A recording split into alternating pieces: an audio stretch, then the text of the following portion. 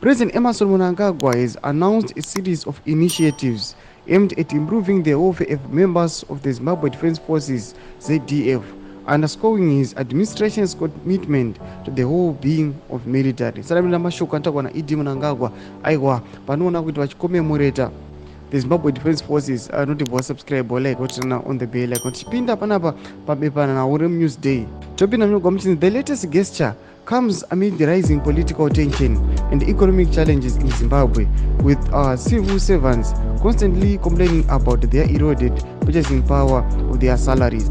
Tikuona panapa ED Mnangagwa ari kupromisa vakomana veZDF achiti aiwa ari kuda kuvasimudzira, ari kuda kuvasapota pakuchema-chema kwavari kuita, achiti aiwa vari kuwana masalaries asiri kuvagutsa pamwechete macivil servants.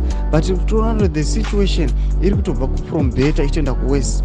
Tinoona kuti yes, pamaZDF aingotoma yes apfuura ndo mashoko aingotaurwa tingonzwa government yeZimbabwe ichingoti aiwa want to improve the welfare the military the ZDF civil servants. But if we take a look yes ivo pavaita those announcement tinoona kuti zviri kutoramba zvitodzika ike zvino aiwa all these civil servants are not being satisfied nemhuri yavari kuwana. Zvinotidze mafungiro enyu muri kudii pamusoro pechitiko ichi tichiona aiwa nyika yeZimbabwe ichisangana aiwa nemachallenges akadai so, but tichiona nyika yeZimbabwe ichiti iri kucelebrate independence. Tudze mafungiro enyu pera comment section medu, usawa no subscribe like and turn on the bell icon.